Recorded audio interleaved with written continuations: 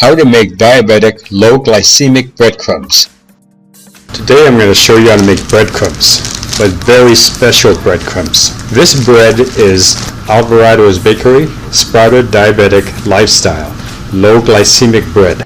Welcome to Healthy Vegan Living! I paid $5 for this. What I'm trying to show you here is if you buy a good loaf of bread like I did here, and if say you're diabetic, which my wife is, so easy, why buy them and pay $10 for a container that you always have to watch the expiration date?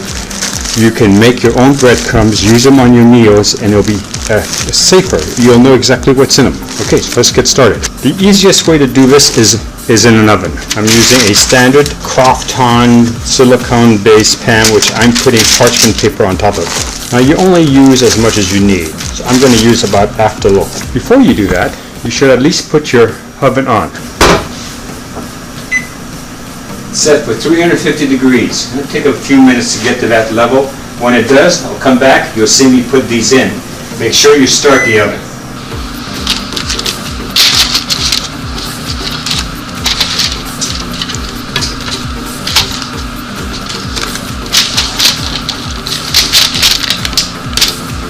Alright, so what's different between this little tray and this big tray?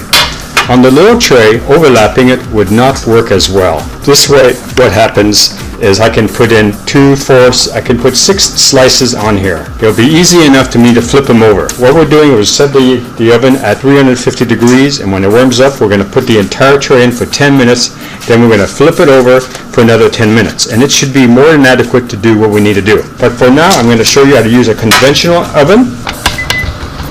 Alright, that means the oven's ready, so I'm going to put the bread in. About now you should be smelling them. I can already smell them. Oh yes. See how dark they are? That's exactly what you're looking for. Alright, so when you're here, turn off the oven. Put this on the stove top. Turn off your timer. Alright, you could let them cool. What I'm going to be doing, put this into your food processor, put this blade back on. Just grab one. Do you hear that? That's what you're looking for.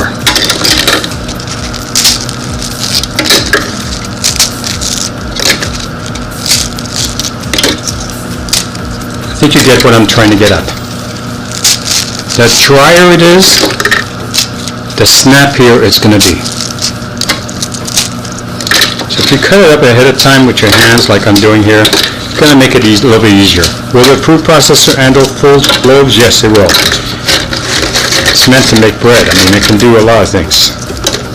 Slowly bring them to you back. You'll see. You'll hear it much better on this one.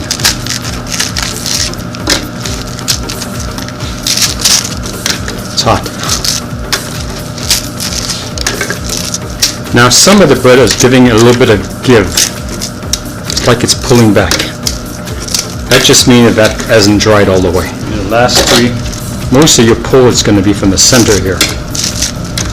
The outer edges, the crust, is going to bake just fine. If you didn't mind having smaller pieces of these, this would be a good way to make croutons. The only thing is that you don't have any oil on them, you don't have any flavoring, but that does, you shouldn't let that stop you. This would taste perfectly fine. Okay, now put the cover back on.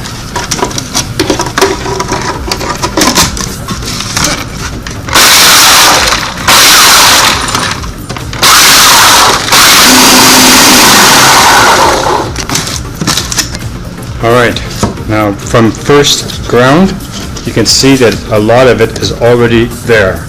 There's just a little bit of debris in the bottom. So what we're going to do is we're going to pulse it some more. Actually, we're going to put it on low. And we're going to put it on high. And there it is. There's your breadcrumbs. Here, if I grab it a little bit, you can see how soft that is. Now, this is warm. You can't stick this in a freezer bag. Like for example, I have a bag right here. It's all ready to go. Breadcrumbs with the date, November 5th. You've got to let it cool. And then if there's any moisture, you have to make sure you remove that. One of the ways to do that is go back over the pan here and put the breadcrumbs over inside of it like this. And then if this was still wet, then you would stick it back in the oven, say for another minute, minute and a half. You'd be washing it the entire time. You don't want to get it dark or anything like that, to get all the moisture off. Then when all the moisture is gone, you'd put it in your freezer bag, and it'd be all ready for your next meal. Okay, now that you see how easy it is to make breadcrumbs, there's no reason to go to the store and buy them.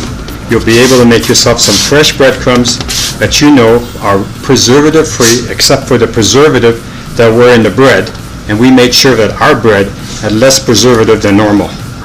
Now this was done without turning on the oven because there was residual heat in the oven.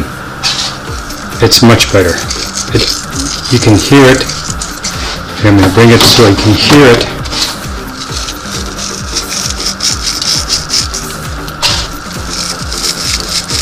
And that's what you want. Alright, so we're going to let this cool and I'll show you how to bag it. Okay, so this is the bowl of breadcrumbs and I'm putting them in this freezer bag. Now they're totally cool now. So I'm using this gravy spoon to be able to fit in them. Just basically any spoon you can get your hands on. Some people use funnels. Well, I just find it easier to use spoons.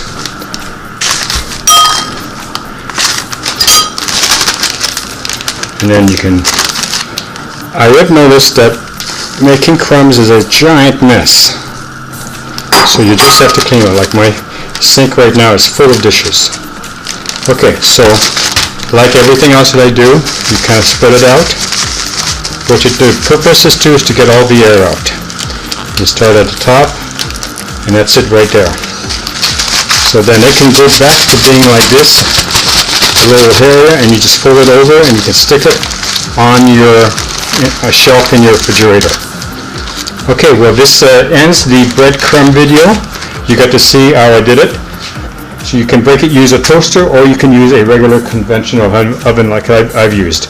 After that, what you do is you put it into a food processor and you put it on high. I had to leave mine on for quite a bit. The first time it took longer because there was still moisture in the breadcrumbs. The second time there was a lot less moisture, but I still stuck it into the oven for about 2 more minutes to make sure that all of the moisture was gone. It's very important that these breadcrumbs do not have any moisture, because if they do, they will clump up. And then what you're going to have basically is wet bread in your freezer.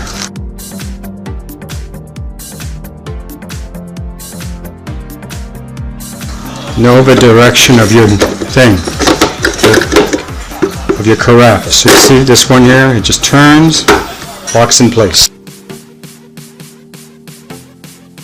Make sure you clean your blades.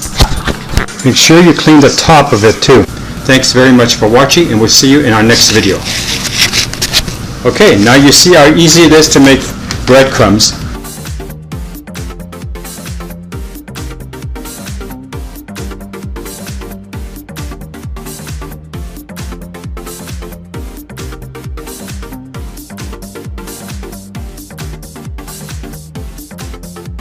If you like this channel, please subscribe. If you like this video, give us a thumbs up. Thank you for watching.